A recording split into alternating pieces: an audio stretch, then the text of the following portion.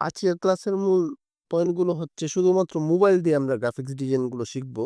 কারণ আমরা সবার কাছে পিসি নেই, ল্যাপটপ নেই। এই কারণে মোবাইল দিয়ে যতটুকু পারা যায় ততটুকু শিখবো।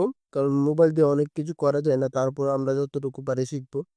এবং ক্যানভার অনেক ব্যবহার শিখবো। কারণ আমরা মেইন টুল হিসেবে ক্যানভাটাকে ব্যবহার করব, তাই ক্যানভার সম্পূর্ণ ব্যবহার আমরা শিখবো। তারপরে ডিজাইনের নিয়ম, তত্ত্ব, তত্ত্ব, যে ডিজাইনের মধ্যে কি ব্যবহার করবেন না করবেন সেগুলো এখানে শিখবো। ভিজুয়াল ব্র্যান্ডিং তৈরি করা শিখবো।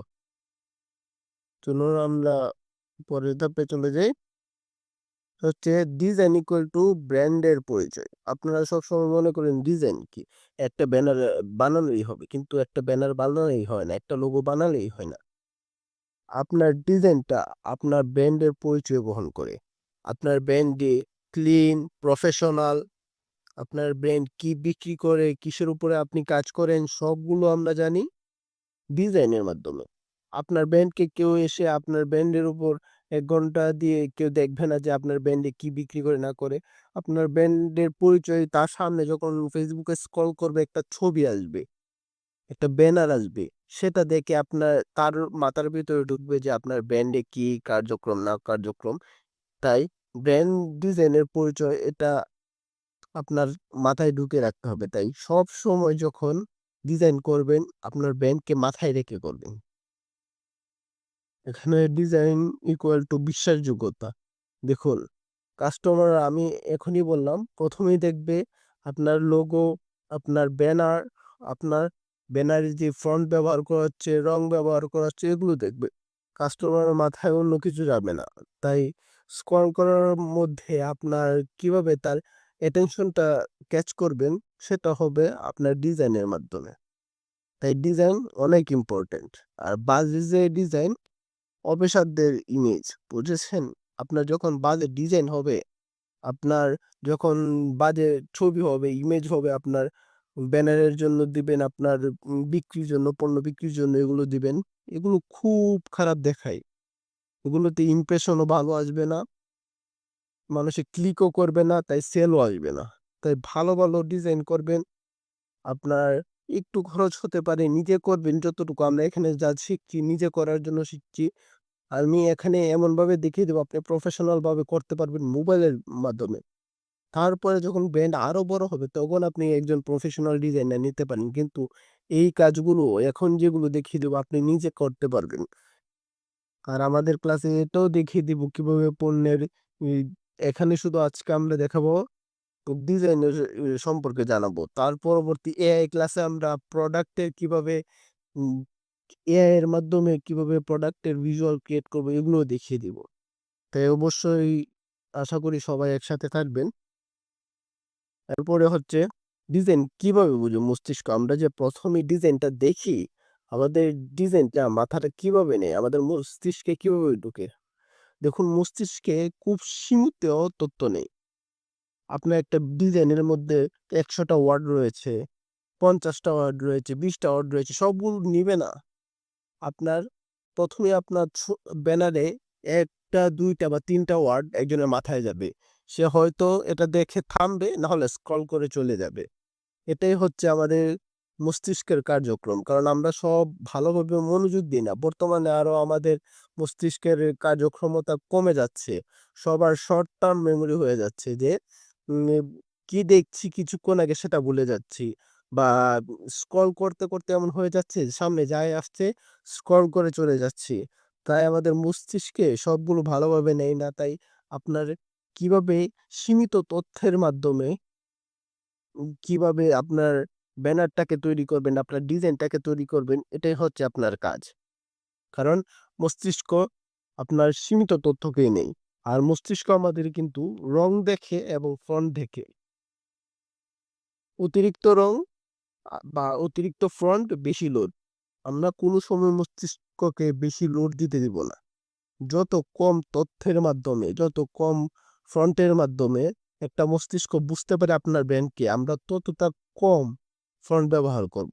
সবচেয়ে সীমিত, সবচেয়ে কম ফন্ট ব্যবহার করে আপনার তথ্যটা দিতে পারি। আপনার তথ্য হতে পারে উম 15 ওয়ার্ডের একটা লাইন তৈরি করলেন বা 5 ওয়ার্ডের একটা লাইন তৈরি করলেন। আমরা চেষ্টা করব সবসময় সবচেয়ে কম দিয়ে যেটা করা যায় ওটাই করতে। আর বেশি রং দিব না। একটা ডিজাইনে যত কম রং পারি আমরা দেওয়ার চেষ্টা করব।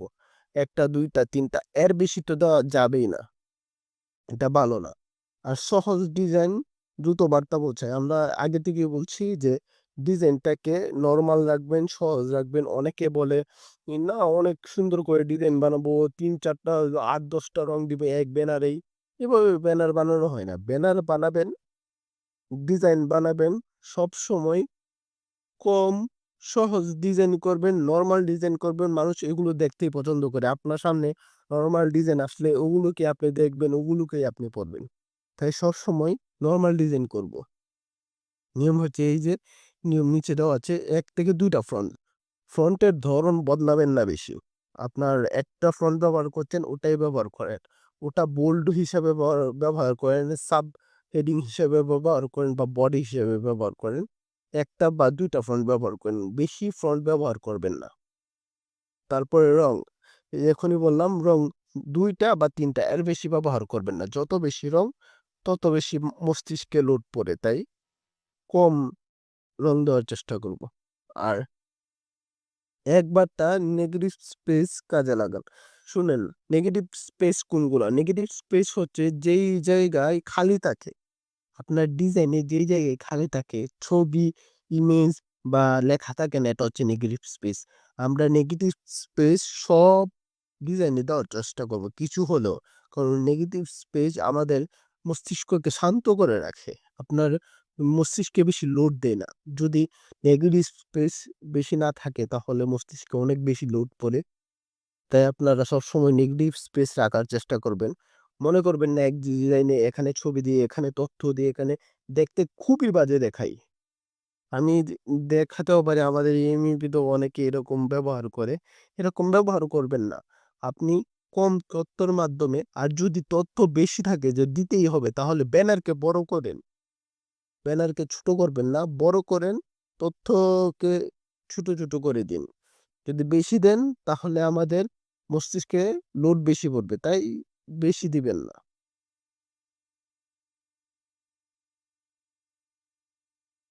তারপরে আমরা দেখছি চোখের চোখে আরাম লাগা বা aesthetic ব্যালেন্স। দেখুন চোখে আরাম লাগে এরকম ভাবেও দিতে হবে। আপনার এমন কালার ব্যবহার করবেন না বা এমন ফন্ট ব্যবহার করবেন না যে আপনার চোখে পড়ে বেশি। আমাদের চোখে অনেকেরই এমন ব্যবহার করি, রং ব্যবহার করি। অনেক কড়া কালার দেই। এমন কালার দেই যে চোখে আসলে মনে হয় চোখের ভিতরে ঢুকে যাচ্ছে। এরকম রং কোনো সময় ব্যবহার করা যাবে না। রং আমরা সবসময় হালকা রং ব্যবহার করব।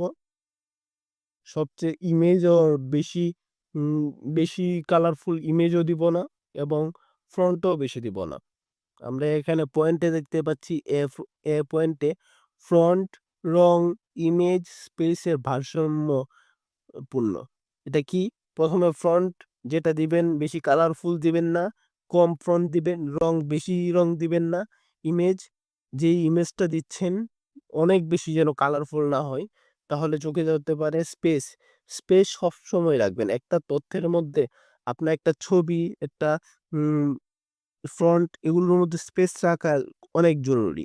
আপনি ১ম একটা তথ্য দিচ্ছেন হেডিং, তারপরে সাব হেডিং যখন দিচ্ছেন তার মধ্যে একটা স্পেস রাখবেন। না হলে দেখতে খুবই বাজে দেখায়।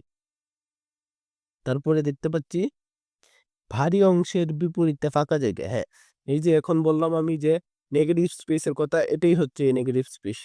আপনার যখন সামনে আপনার একটা ডিজাইনের ডান দিকে যখন অনেক বেশি ছবি থাকবে, অনেক বেশি তথ্য থাকবে, চেষ্টা করবেন বাম দিকে বা এর আশেপাশে একটু ফাঁকা জায়গা রাখতে। তখন যখন ফাঁকা জায়গাটা থাকবে তখন আমাদের চোখে আরাম পড়বে এবং মস্তিষ্কে কম লোড হবে। এটাই হচ্ছে নিয়ম aesthetic ব্যালেন্স। আপনি এখানে ছবিটা দেখতে পাচ্ছেন কত সুন্দর দেখাচ্ছে। পিছনে ব্যাকগ্রাউন্ড আছে একটা, তার উপরে বই রয়েছে। বইয়ে কিন্তু অনেক কালারফুল না। এ এনে এক কালারের বই রয়েছে, মধ্যে একটা লাল রয়েছে। নিচে 2টা কালার, ব্যাকগ্রাউন্ডের 2টা কালার ব্যবহার করেছে। একটা ব্যাকগ্রাউন্ডের কালার, একটা ফ্লোরের কালার আর বইয়ের কালার। এখানে কিন্তু খুবই নরমাল, খুবই ভালোভাবে ইমেজটা দেওয়া হয়েছে। এটা দেখবেন। এটা হচ্ছে এস্থেটিক, একটা এস্থেটিক ব্যালেন্সটা তৈরি করা আমাদের ডিজাইনের জন্য খুবই গুরুত্বপূর্ণ। আর রং এবং অ্যালাইনমেন্ট ঠিক রাখা। এই যে দেখুন, আমাদের বইটা কিন্তু দেয়ালের উপরে উঠে নাই। আপনারা যখন দিবেন বইটা কিন্তু আমাদের ফ্লোরের মধ্যে রয়েছে। নিচের বইগুলো দেখবেন। এটা হচ্ছে অ্যালাইনমেন্ট। অ্যালাইনমেন্ট কোনটা? আপনার যেই জিনিস যেই জায়গায় থাকা জরুরি এটা ওই জায়গায় থাকতে হবে। দেখুন, এখানে বইটা আমাদের ফ্লোরে রয়েছে এবং ওর পাশে যে আমাদের ডান দিক থেকে আলো আসছে, তার মানে আমাদের ছায়া যাবে কোন দিকে? বাম দিকে। এটা কিন্তু অনেকে ভুল করে যে এদিক থেকেই ছায়া আলো দিচ্ছে, এদিক থেকেই আবার দেখি অনেকে শ্যাডো দিয়ে দেয়। এটাই কিন্তু খুবই ভুল কাজ। আপনাকে দেখে দিতে হবে যে যেদিক থেকে শ্যাডো থাকবে ওর বিপরীতেই কিন্তু আলো থাকবে। আলো আর শ্যাডো একসাথে থাকবে না কোনো সময়। এটা দেখে দিতে হবে। এটা হচ্ছে অ্যালাইনমেন্ট। তারপরে দেখছি আমরা লিডিং লাইনস। লিডিং লাইনস আমরা কিছুক্ষণ পরে একটা ভালোভাবে দেখিয়ে দিব। তো লিডিং লাইনস বলতে কি বুঝি এটা আমরা বুঝিনি। চোখ বা লাইন বার্তার দিকে নির্দেশ করে। মানে এমন একটা আমাদের ডিজাইনে এমন একটা জায়গা থাকে যেখানে সবার আগে চোখ পড়ে। চোখের নির্দেশ করে দিয়ে আমরা যে কোন দিকে নিয়ে যাবে, চোখকে গাইড করাকে আমরা লিডিং লাইন বলি। তীর চিহ্ন, মুখের দৃষ্টি এগুলো এখানে লেখা আছে। তার মানে তীর চিহ্ন কি? অনেকেই দেখবেন তীর চিহ্ন ব্যবহার করে, যার কারণে আমরা জানি যে এখানে তীর চিহ্ন ব্যবহার মানে সামনের দিকে আমাকে নির্দেশ করছে যে সামনে কিছু একটা আছে। আমাদের চোখে নির্দেশ করছে যে সামনের দিকে চাও, সামনের দিকে চেলে আপনি জানতে পারবেন তথ্যটা কি। এটাকেই বলে গাইড করা। আর সিটির দিকে নজর। এখানে যে কোনো আমরা যে অপশনটা দিয়েছি CTA, call to action button. এটা সবসময় মনে রাখবেন, সিটিএ আপনার ব্যানারে দেওয়ার চেষ্টা করবেন। ব্যানারে না দিলেও আপনার লেখার মধ্যে দিয়ে দিবেন। আর সিটিএর দিকে নজর যেন যায় এরকম একটা ডিজাইন করতে হবে। কারণ সিটিএ থাকলে আমাদের ক্লিক হয় অনেক বেশি। সিটিএ না থাকলে যত ক্লিক হয় এর থেকে। তারপরে আমরা দেখছি ভিজুয়াল হায়ারার্কি। ভিজুয়াল হায়ারার্কি কি? এখানেই দেখতে আসসালামু আলাইকুম। জি। ভাইয়া সিটির এটা কি? বুঝি নাই। সিটি হচ্ছে কল টু অ্যাকশন বাটন। আমরা কনটেন্ট এ দেখিয়ে দিব।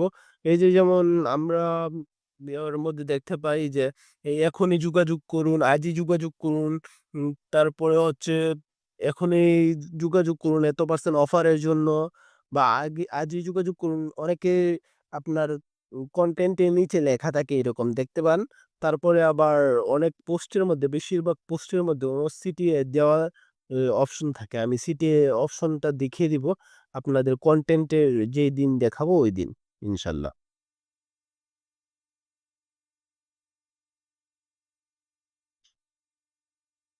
জি। এখন হচ্ছে ভিজুয়াল হায়ারার্কি। ভিজুয়াল হায়ারার্কি কি? আপনার কোনটা উপরে থাকবে, কোনটা মধ্যে থাকবে, কোনটা নিচে থাকবে, এটাই হচ্ছে ভিজুয়াল হায়ারার্কি। আগে কি দেখবেন, পরে কি দেখবেন, সবগুলোর একটা নিয়ম রয়েছে। এটাই হচ্ছে ভিজুয়াল হায়ারার্কি। যেমন হেডলাইন বড় করবেন, বোল্ড করবেন। এই যে উপরে ভিজুয়াল হায়ারার্কি দেখছেন, এটা হচ্ছে হেডলাইন। এটা কিন্তু আমরা বড় করে দেখতে পাচ্ছি। এই যে উপরে বড় করে দেখতে পাচ্ছি, তার মানে কি? এটা হচ্ছে হেডলাইন। তারপরে হচ্ছে সাবহেডিং। হেডিং এর পরে আমরা সাবহেডিং দেখতে পাই। নিচে আমরা সাবহেডিং দেখতে পাচ্ছি। এখানে ছবিটাতে ভালোভাবে আসেনি। তারপরেও আমরা পরবর্তীতে দেখিয়ে দিব সাবহেডিং কিভাবে কাজ করে। সাবহেডিংটা হবে মাঝারি, বোল্ড দিতে হবে। বোল্ড দিলে সাবহেডিং বোঝা যায়। আর নিচে হবে বডি।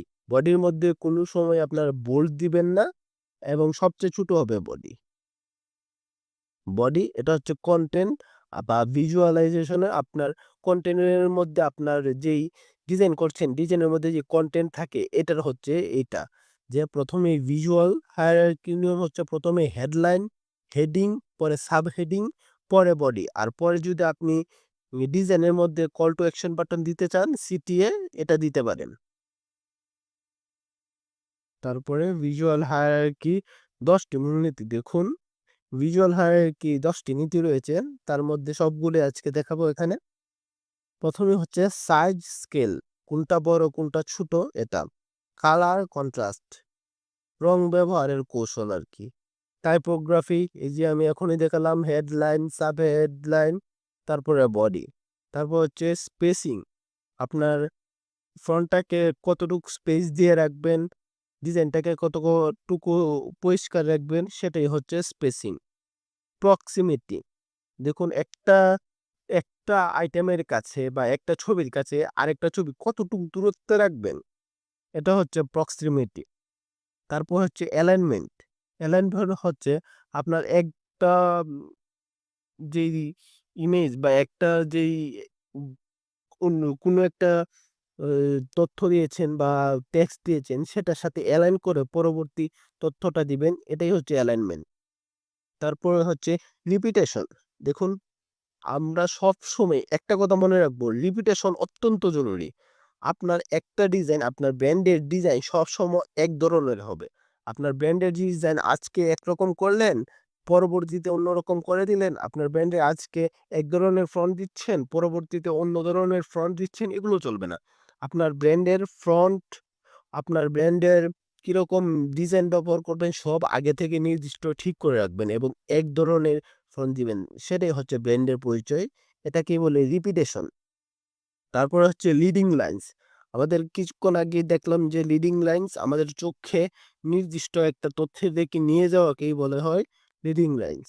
তাই রুল অফ থার্ড, আমরা একটা ডিজাইনকে তিন ভাগে ভাগ করে থ্রি লাইন বলে যে ভাগ করা হয়, তাহলে 9টা ঘর হয়, এটাকে বলে রুল অফ থার্ড। এটাও আমি দেখাবো। তারপর হচ্ছে পার্সপেক্টিভ। পার্সপেক্টিভ হচ্ছে কোন দিকে গভীরতা ফোকাস করা, কোন আপনার 2D মডেলকে 3D তে তৈরি করা, এরকম। আপনি মডেলটা 2D কিন্তু দেখতে হালকা 3D মনে হবে কিছুটা বাস্তব, কিছুটা মনে হবে যে আপনি চোখের সামনে থেকে দেখতে পাচ্ছেন। এটাই হচ্ছে পার্সপেক্টিভ। শুনুন, এখন সাইজ এন্ড স্কেল দেখে নিই। এই যে সাইজ এন্ড স্কেল, প্রথমে বললাম আমরা ডান দিকে দেখতে পাচ্ছি দুটোর সাইজ সমান। আমরা ডিজাইন এরকম না করার চেষ্টা করবো, একটা বড় হলে একটা ছোট দিব, একটা মাঝারি দিতে পারি। কেন? কারণ এটা দেখতে আমাদের সুন্দর বানায় আমাদের ডিজাইনটাকে। এটা হচ্ছে একটা নিয়ম, সাইজ এন্ড স্কেল। সবসময় সাইজটা এক সমান রাখবেন না। যখন যেটাকে ইম্পর্টেন্ট বেশি মনে করেন, যেটাকে মনে চায় যে এটা সবার সামনে যাক, ওটাকে বড় করবেন। আর যেটা কম ইম্পর্টেন্ট ওটাকে ছোট রাখবেন। এটাই হচ্ছে সাইজ এন্ড স্কেলের কাজ। তারপর কালার এন্ড কন্ট্রাস্ট। এই যে প্রথমটা দেখেন, আপনি প্রথমটা ডান দিকেরটা দেখেন, কি দেখতে পাচ্ছেন? 9টা বৃত্ত দেখতে পাচ্ছেন। আর বাম দিকে একটা দেখেন, 9টা বৃত্ত এখানেও দেখতে পাচ্ছেন, কিন্তু আপনার ফোকাসটা কোন জায়গায় যায়? মধ্যেরটায় যায়। কেন যায়? কালার্সের কারণে, কন্ট্রাস্টের কারণে। এখানে সবগুলো সাদা দিয়েছে, কিন্তু এখানে 8টা সাদা দিয়েছে, কিন্তু মধ্যেরটা যেখানে আপনার ফোকাসটা দরকার, কন্ট্রাস্টটা দরকার, এখানে কালার পরিবর্তন করা হয়েছে। এটা কি করে আপনার ফোকাসটা সরাসরি মধ্যে নিয়ে আসে। আপনার অন্যদিকে আপনার কোন দিকে তথ্য যাচ্ছে, কোন দিকে কন্ট্রাস্টটা যাচ্ছে, ফোকাসটা যাচ্ছে আপনি বুঝতে পারছেন না। কিন্তু ডিজাইনে আপনার মনে রাখতে হবে ফোকাস অত্যন্ত জরুরি। আপনার কাস্টমার আপনার চোখের সামনে ব্যানারটা বা ডিজাইনটা আসলে কোনটায় প্রথম চোখ যাবে, কোন তথ্যটা সবচেয়ে বেশি আপনার কাস্টমারকে দিতে চাচ্ছেন, এটা অনেক ইম্পর্টেন্ট। এ কারণে কালার্স ব্যবহার করবেন ইম্পর্টেন্ট তথ্যে বা ইম্পর্টেন্ট ছবিতে বা ইম্পর্টেন্ট ইলিস্ট্রেশনে, যাতে তারা সরাসরি ওই ইলিস্ট্রেশনে চোখ যায়।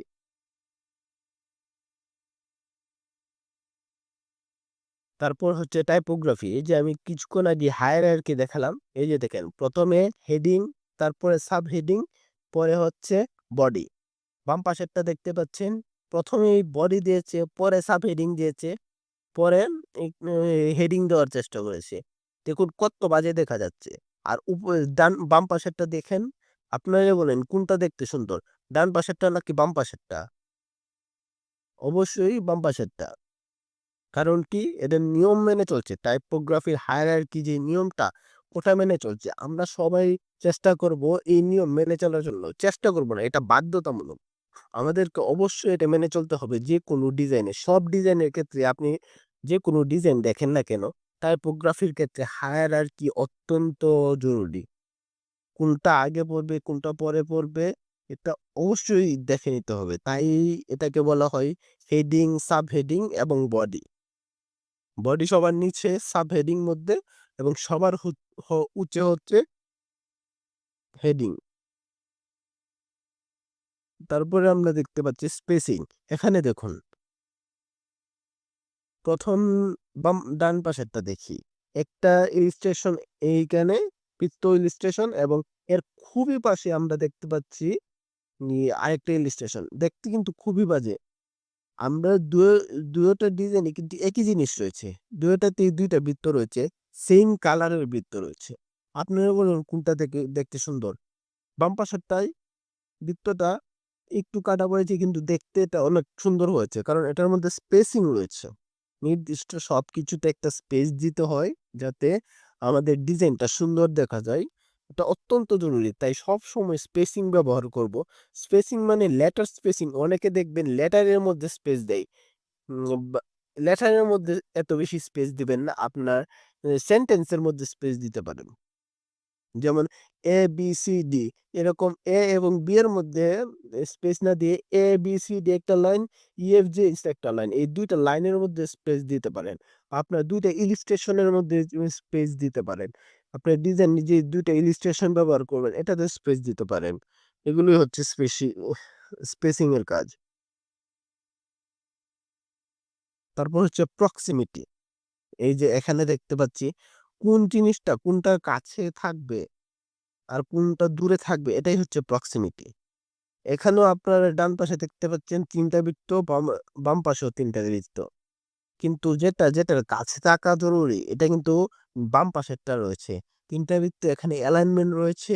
তাই এটা থেকে দেখুন, আপনার ৩ টার দূরত্ব সম্পূর্ণ এক। এই যে ১ম বৃত্তটা দেখুন, ১টা থেকে ২য়টা যতটা দূরত্বে রয়েছে, ২য়টা থেকে ৩য়টা ঠিক এতটুকুই দূরত্বে রয়েছে।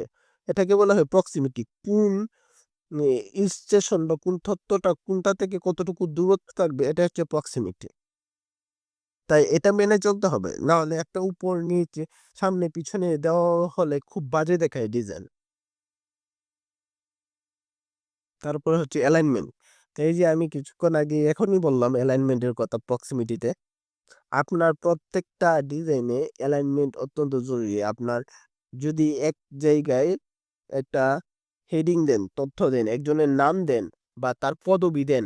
ধরুন এক জায়গায় একজনের পদবি দিলেন, তার সাথে অ্যালাইনমেন্ট করেই নিচে তার নামটা দিতে হবে। পদবির সাথে নামের অ্যালাইনমেন্ট এটা হচ্ছে এক ধরনের। আর ডিজাইনের ক্ষেত্রেও এরকম হবে। দেখুন, এটা কিন্তু সোজা যদি আপনি হরাইজন্টাল একটা লাইন টেনে দেন, তাহলে দেখবেন সম্পূর্ণ মধ্যে দিয়ে যাচ্ছে দুয়োটার। কারণ এটা অ্যালাইনমেন্ট রয়েছে। তাই অ্যালাইনমেন্ট অত্যন্ত জরুরি। আপনি যদি কোনো কোন তথ্যটাকে কোনভাবে দিতে চান এবং কোন তথ্যর সাথে কোনটা যুক্ত হচ্ছে। যেমন আপনি চেয়ারম্যানের নামের পাশে চেয়ারম্যানের পদবীর পাশে আরেকজনের নাম এসে বসে গেল। অ্যালাইনমেন্টের কারণে চেয়ারম্যানের নামটা দূরে চলে গেল। সেভাবে কিন্তু হবে না। তাহলে কে চেয়ারম্যান, কে মেম্বার সেগুলো কেউ বুঝতে পারবে না। তাই কোনো একটা কোম্পানির চেয়ারম্যানের কাছে বা সিইওর কাছে নামগুলো ভালোভাবে দিতে হয়। আপনার এই কারণেই অ্যালাইনমেন্ট অত্যন্ত জরুরি। টেক্সটের অ্যালাইনমেন্ট এভাবেই করতে হয়। তারপর হচ্ছে রিপিটেশন। দেখুন, একটা জিনিসের রিপিটেশনও কিন্তু অত্যন্ত জরুরি। আমরা কিছুক্ষণ আগেই বললাম ডিজাইনের কথা। এখানেই দেখুন, এখানে ধরুন বাম পাশেরটা ধরুন আপনার কোম্পানি, আর ডান পাশেরটা দেখুন আরেকজনের কোম্পানি। এখন সে রেগুলার ৩ টা ডিজাইন করলো। ৩ টা ডিজাইন একরকম, চতুর্থতায় এসে সে কি বৃত্ত না বানিয়ে চতুর্ভুজ বানিয়ে দিয়েছে। খুব বাজে দেখাচ্ছে না? এরকম বাজে আমাদের ডিজাইন করা যাবে না। কেন? কারণ আমাদের যেই ব্র্যান্ডটা তৈরি করব সেই ব্র্যান্ডের পরিচয় হচ্ছে আমাদের ডিজাইন। তাই রেগুলার আমাদের একই রকম চেষ্টা করব প্রায় একই কালারের কিছু কালার সিলেক্ট করে নিবেন আপনার ব্র্যান্ডের। হতে পারে নীল, আকাশি বা লালও দিতে পারেন, ব্লাকও দিতে পারেন। আপনি যেকোনো একটা কালার সিলেক্ট করে নিবেন। আপনি যেকোনো একটা ডিজাইন সিলেক্ট করে নিবেন। ওই ডিজাইন অনুযায়ী আপনার ব্র্যান্ডটাকে চালাবেন। কারণ আপনার ব্র্যান্ড নির্দিষ্ট একটা ডিজাইন থাকবে। প্রত্যেকটা ব্র্যান্ডের এরকম নির্দিষ্ট ডিজাইন রয়েছে। আপনি যদি দেখলেই দেখতে পাবেন অনেক ব্র্যান্ড নামি দামি যে ব্র্যান্ডের ডিজাইন দেখলে বুঝতে পারবেন যে ওদের ডিজাইন প্রায় সেইম দেখায়। সেইম কেন দেখায়? কারণ এটা হচ্ছে তাদের পরিচয়। ব্র্যান্ডটা হচ্ছে তাদের পরিচয় ডিজাইনের মাধ্যমে দেখায়। তাই রিপিটেশন অত্যন্ত জরুরি। লিডিং লাইনস এই যে দেখুন এখানে উম আমাদের বাম পাশে দেখতে পাচ্ছি এখানে কোনো লিডিং লাইনস নেই। তাই কোনটা আমাদেরকে দেখানো চাচ্ছে এখানে ৫ টা বৃত্ত রয়েছে। ৩ টা ছোট ২ টা বড়। কোনটা আমাদেরকে দেখাতে চাচ্ছে সেটা কিন্তু আমরা জানি না। আমরা দেখুন এখানে এই যে এখানে কোনটা দেখাতে চাচ্ছে সেটা আমরা জানি না। কিন্তু বাম পাশেরটা দেখুন ৩ টা লাইনস রয়েছে যেগুলো আমাদেরকে আমাদের চোখগুলোকে দেখাচ্ছে যে আমরা কোনগুলো দেখছি। এটাই হচ্ছে লিডিং লাইনস। আমাদের চোখকে নিয়ে যাচ্ছে ডান দিকে যে দেখুন আমরা এটাকে দেখাতে যাচ্ছি। এটাই হচ্ছে লিডিং লাইনস। পার্সপেক্টিভ কিছুক্ষণ আগেও বলেছিলাম যে পার্সপেক্টিভটা হচ্ছে 2D ইমেজকে এমনভাবে তৈরি করা যে দেখতে মনে হয় 3D ইমেজ। আসলে কিন্তু 2D ইমেজই থাকবে। কিন্তু দেখতে মনে হবে 3D ইমেজ। হালকা আমরা যদি ডিজাইনটাকে একটু ওপাশ-ওপাশ করি এমনভাবে দেই যাতে দেখতে হয় হালকা 3D তাহলে আমাদের চোখে ধরে বেশি সেটা দেখতে সুন্দর হয়। এ কারণে আমরা পার্সপেক্টিভটা অবশ্যই দেখে নিব। তারপর হচ্ছে রুল অফ থার্ড এটা খুবই ইম্পোর্টেন্ট। এখানে আপনারা দেখতে পাচ্ছেন আমি কিছুক্ষণ আগে বলেছিলাম আপনাদেরকে ভালোভাবে দেখিয়ে দিই। সরি। এখানে দেখুন ৩ লাইনে ৩ টা লাইন, ভার্টিক্যাল ও ৩ টা লাইন দেওয়া হয়েছে, হরাইজন্টাল ও ৩ টা লাইন দেওয়া হয়েছে। হরাইজন যে ৩ টা লাইন দেওয়া হয়েছে, আমরা কি করব? আমরা চোখে যা দেখতে পাচ্ছি, আপনারা কি দেখতে পাচ্ছেন লাইনগুলো বলতে পারছি না। এখানে দেখুন ডা ডান পাশে যেটা ওটার বৃত্তটা ২ টা লাইনের মধ্যে দেওয়া হয়েছে। ২ টা লাইনের ভিতরে যে ঘরটা রয়েছে ওটাতে দেওয়া হয়েছে। আপনারা এভাবে দিব না। আমরা কিভাবে দিব? এটা দেখুন লাইনের উপরে দিব সবসময়। আমরা চোখে যা দেখাচ্ছি মেইন এই যে আমি আগেই বলেছিলাম যে আমরা কি দেখাতে চাচ্ছি, কোন জায়গায় দিব এটা। আমরা ডান পাশে দেখুন আমরা লিডিং লাইনস এর উপরে দিচ্ছি। এই যে রুল অফ থার্ড এর ৩ টা ভাগ করেছি এবং ডান পাশের আমরা মেইন যেটা ইলিস্ট্রেশন দেখাতে চাচ্ছি এই ডিজাইনে এটা দিব ১ম লাইনে বাম পাশের ১ম লাইনে দিব। দেখতে পাচ্ছেন? লাইনের উপরে দিব। লাইনের মধ্যে কোনো ছবি দিব না। সরাসরি লাইনের উপরে যেন পড়ে এরকমটা দিব। তাহলেই আমাদের সরাসরি চোখের মধ্যে পড়বে। রুল অফ থার্ড হচ্ছে এরকম। আর আপনার যেটা কম জরুরি ওটা দিবেন বাম পাশ থেকে শুরু করবেন। বাম পাশের উপর থেকে শুরু করবেন। এ হচ্ছে রুল অফ থার্ড। পার্সপেক্টিভ থেকে হচ্ছে এখন নেগেটিভ স্পেস। দেখুন, এখানে আপনার ডান পাশে যেই ছবিটা দেখতে পাচ্ছেন, এখানে কতটুকু নেগেটিভ স্পেস রয়েছে। দেখুন তো, একটা ১ম সাদা বল রয়েছে একটা, তারপরে ২ টা কালো বল রয়েছে। তারপর অনেকটা স্পেস রয়েছে, একটা গাছ রয়েছে, উপরে গাছের পাতা দেখতে পাচ্ছি। এটা কি দেখতে পাচ্ছি? এটাই কিন্তু ডিজাইনে বিপুল পরিমাণ নেগেটিভ স্পেস দেওয়া হয়েছে। নেগেটিভ স্পেস যত দিবেন দেখতেও কিন্তু ডিজাইনটা তত সুন্দর হয়। আমরা অনেকে মনে করি অনেক ইলিস্ট্রেশন বেশি দেওয়া, অনেক ছবি বেশি দেওয়া, অনেক টেক্সট বেশি দেওয়া এটা ছবিকে হয়তো সুন্দর করে। না, আপনার ছবিকে এগুলো সুন্দর করে না। আপনার ডিজাইনকে এগুলো সুন্দর করে না। আপনার ডিজাইনকে কি সুন্দর করে? সবগুলোর মিশ্রণকে সুন্দর করে। আপনার নেগেটিভ স্পেস থাকতে হবে, নির্দিষ্ট টেক্সট থাকতে হবে এবং সবগুলো সমন্বয়ে যখন দিবেন তখন গিয়ে আপনার সবচেয়ে ভালো একটা ডিজাইন তৈরি হবে।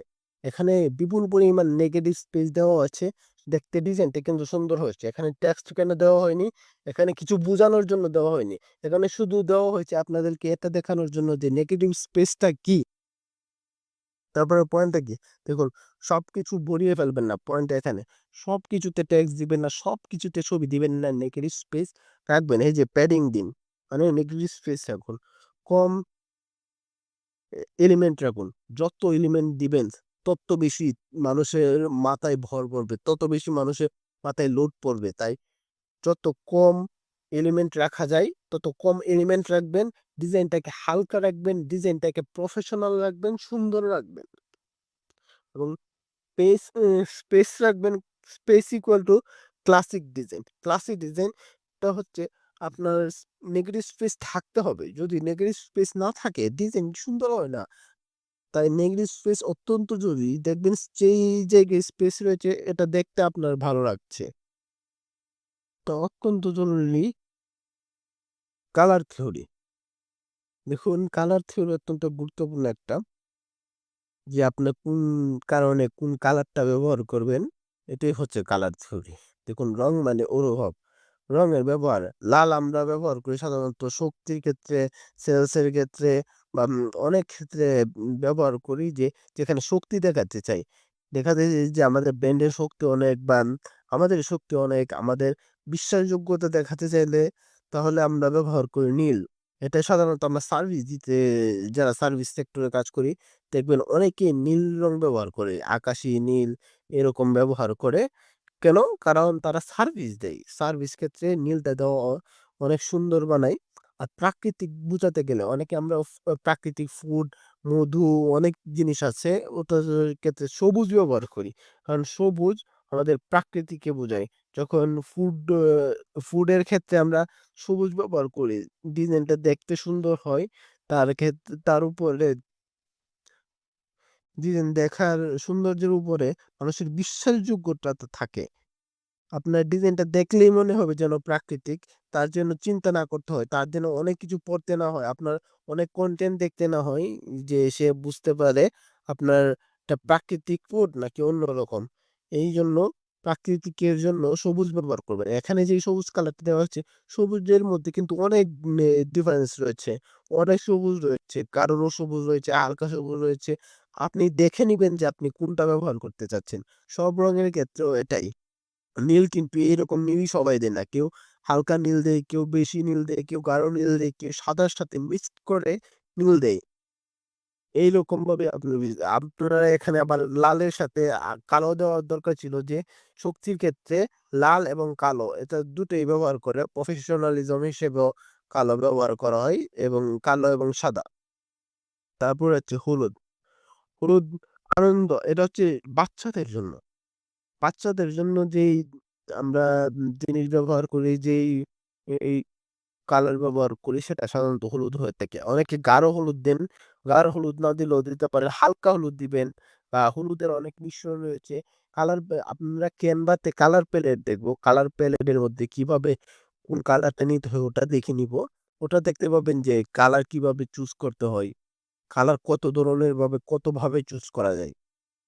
তারপরে বেগুনি। বেগুনি হচ্ছে বিলাসিতা। এটা হচ্ছে আমরা উম মেয়েদের মেয়েদের বিউটি প্রোডাক্ট এ ব্যবহার করতে পারি। যেগুলো বেগুনির ক্ষেত্রে আমরা বিলাসিতার ক্ষেত্রে দেখতে পারি বেশি দামি জিনিস যেগুলো ওগুলো ব্যবহার করব এই বেগুনের ক্ষেত্রে। এবং বেগুনের কিন্তু এক কালার নয়। আপনি বিভিন্ন কালার দেখতে পাবেন বেগুনের মধ্যে যেগুলো আপনারা ইউজ করতে পারবেন। তারপর হচ্ছে কালার হারমোনি এবং এ সিস্টেম। কালার হারমোনি কি? একটা কালারের সাথে আরেকটা কালারের মিশ্রণই হচ্ছে কালার হারমোনি। এটাই ১ম এ হচ্ছে এই যে দেখুন কমপ্লিমেন্টারি বিপরীত রং। কমপ্লিমেন্টারি হচ্ছে বিপরীত রং আর অ্যানালগাস হচ্ছে পাশাপাশি রং। দেখুন কমপ্লিমেন্টারি রং একটা রঙের বিপরীত অন্য একটি রং রয়েছে। এ তারপরে আবার পাশাপাশি যেগুলো ব্যবহার করা যায় এরকম রং আছে। এগুলোই হচ্ছে কালার হারমোনি। আপনার একটা রঙের সাথে কোন রংটা ব্যবহার করবেন, কোন রংটা ব্যবহার করবেন না, এটা কিন্তু আপনাকে দেখে নিতে হবে। এটাই হচ্ছে কালার হারমোনি।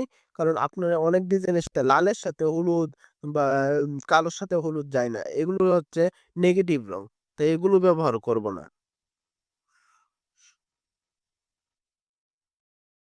আর এখানে একটা কথা বলে দিই আমরা, এই এখানে হেক্স কালার দেখতে পাচ্ছেন, RGB কালার দেখতে পাচ্ছেন। এগুলো হচ্ছে আমাদের এই এই হেক্স কালার আর RGB কালার হচ্ছে আমাদের এই যে অনলাইন যে ডিভাইস গুলো রয়েছে ওগুলো। এগুলো কিন্তু RGB কালারের মধ্যে কিন্তু আমরা যে টি-শার্ট বা অন্যগুলো ব্যবহার করি ওগুলোর ক্ষেত্রে RGB কালার দিব না। কিন্তু যেহেতু ক্যানভাস থেকে আমরা ডিজাইন করছি, ওটার ক্ষেত্রে সমস্যা হবে না। কিন্তু আপনি যখন বড় কোনো টুল ব্যবহার করবেন, অন্য কোনো টুল ব্যবহার করবেন, এক্ষেত্রে কালার কোড অবশ্যই মনে রাখতে হবে। RGB হেক্স বা অন্য কালার ক্ষেত্রে কোনটার ক্ষেত্রে কোনটা ব্যবহার করবেন। আপনি যদি এই আপনার টি-শার্টের মধ্যে কোনো ছবি দিতে চান তাহলে ওটা আলাদা দিতে হবে। তাই আপনাকে বুঝে নিতে হবে যে আপনি কি দিতে চাচ্ছেন। তারপর হচ্ছে তো ফ্রন্ট ডিজাইন। দেখুন আপনারা কোন ধরনের ফন্ট ব্যবহার করতে পারেন। ইংলিশের ক্ষেত্রে সেই ফন্ট ব্যবহার করতে পারেন না। ফরমাল ক্ষেত্রে এটা হচ্ছে শিক্ষার ক্ষেত্রে যেমন বইয়ের ক্ষেত্রে বা আপনার গাইড লিখতে পারেন বা এরকম ফরমাল যেগুলোতে ব্যবহার করতে না এটা দিতে পারেন। ক্যানভাসে আমরা দেখতে পাবো যে সব ক্ষেত্রে ব্যবহার করা যায় বাংলা, ইংলিশ। এই ক্যানভাতে আমরা ক্যানভাসিং দেখতে পাবো। এটার কি হচ্ছে সেটা হচ্ছে অনেকে অনেক বাংলা দ ব্যবহার করলে ক্যানভাতে পরে দেখতে পাবেন যে এই সে ফন্ট গুলো ছোট হয়ে যায়। বোল্ড করলেও আপনার বোল্ড থাকে না যখন আপনি ডিজাইনটাকে আউট করবেন। এক্ষেত্রে কি করতে পারেন? ক্যানভাসিং ব্যবহার করতে পারেন বা আপনি এ অন্য বাংলা ফন্ট অবশ্যই ব্যবহার করতে পারেন। কারণ বাংলা ফন্ট দেখতে ভালো হতে পারে কিন্তু আপনি যদি ইংলিশ সিলেক্ট করে বাংলা লেখেন তাহলে কিন্তু আপনার ফন্ট যেভাবে ডিজাইনে দেখাচ্ছে সেটা এক্সপোর্ট করলে এরকম দেখাবে না। তাই আপনার অবশ্যই দেখে নিতে হবে এটা। স্ক্রিপ্ট আমরা ব্যবহার করব স্টাইলিশ এর ক্ষেত্রে, সেন সেরিফ ব্যবহার করব ক্লিন এর ক্ষেত্রে, তারপরে ডিসপ্লে ব্যবহার করব ইউনিক, যেমন ইউনিক কোনো ক্যাম্পেইন এর ক্ষেত্রে। একটা এটার নিয়মটা কি? তো একটা হেডলাইন প্লাস একটা বডি ফন্ট। আপনার একটা হেডলাইনে কোনো সময় ২ টা ব্যবহার করবেন না। আপনি যখন একটা হেডলাইন দিচ্ছেন, এটার মধ্যে ২ টা ফন্ট ব্যবহার করলে খুবই খারাপ দেখা যাবে। একটা হচ্ছে ক্যানভা ফন্ট, আরেকটা যদি আপনি ক্যানভাস এই সেরিফ দিয়ে দেন বা ডিসপ্লে দিয়ে দেন, এমন অন্য কোনো একটা লাইনের ভিতরে অন্য কোনো ভিন্নতা যেন দেখা না যায়। এটাই হচ্ছে নিয়ম প্রথমত। আর আপনার সবসময় দেখতে হবে যে আপনার যেই টেক্সটটা দিচ্ছেন সেটা পড়ার যোগ্য যেন। এমন বড় করে না দিবেন যে পড়া যায় না বা এমন ছোট করেও দিবেন না যে পড়া যাচ্ছে না। এটার জন্য জুম করতে হচ্ছে। তাই এটা অবশ্যই দেখে নিতে হবে।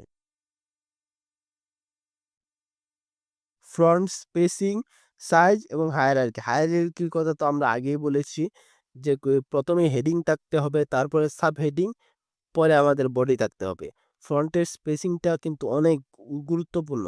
লিডিং লাইনের স্পেস দিতে হবে। এই যে ১ম টার্ম হচ্ছে লিডিং লাইন। লিডিং লাইন কোনগুলো? লিডিং লাইন আপনার যেটা আপনার মূল তত্ত্বটাকে বহন করছে।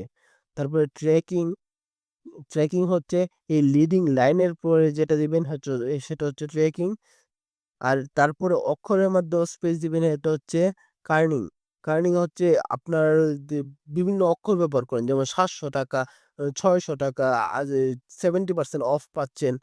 এটার মধ্যে অফ পাচ্ছেন 70% অফ দিচ্ছেন। 70% উপরে লিখবেন, নিচে আবার এই অফ দিতে পারেন বা সাইডে অফ দিতে পারেন। এটার ক্ষেত্রে স্পেসিং অবশ্যই ব্যবহার করবেন। যদি স্পেস না ব্যবহার করা হয় ২ টা লেটার একসাথে লেগে যাবে। এটা খুব খারাপ দেখা যাবে। এই যে এখানে আবার উদাহরণ দিয়ে দিচ্ছি কতটুকু বড় দেওয়া যায়। স্বাভাবিক ক্ষেত্রে হেডলাইন আমরা হেডলাইন ৩২ পিটি দিতে পারি। তারপরে সাবহেডিং 24 দিতে পারি এবং বডি ১৬ দিতে পারি। এটা হচ্ছে একটা সাধারণ উপহার। স্বাভাবিক ডিজাইনে কিরকম ব্যবহার করা হয়। আপনার ডিজাইনটা যদি বড় হয় বা ছোট হয় সেক্ষেত্রে আপনার ভেরিয়েবল দেখতে পাবেন। আপনার যদি আপনার এখানে আপনার ডিজাইনে ইলিস্ট্রেশন বেশি থাকে, আপনার টেক্সট কম থাকে, তাহলে আপনি উম দিতে পারেন যে এ বোল্ড বেশি। আর যদি আপনার টেক্সট বেশি থাকে তাহলে বোল্ডটা কমিয়ে দিবেন, কারণ টেক্সটের জায়গা করে নিতে হবে। এই যে লাস্টে আমরা দেখতে পাচ্ছি টাইপোগ্রাফি। টাইপোগ্রাফি ফন্টের ব্যবহার কিন্তু অনেক ভালো খারাপ রয়েছে। আপনি কি করবেন না করবেন এখানে দেখতে পাবেন। করণীয় কি? ফন্টের ক্ষেত্রে আপনার ডিজাইনে ১ টা থেকে ২ টা ফন্ট ব্যবহার করবেন। কম ফন্টের ব্যবহার করবেন। এটাই হচ্ছে ইম্পোর্টেন্ট। কি করবেন না? এলোমেলো ফন্ট ব্যবহার করবেন না।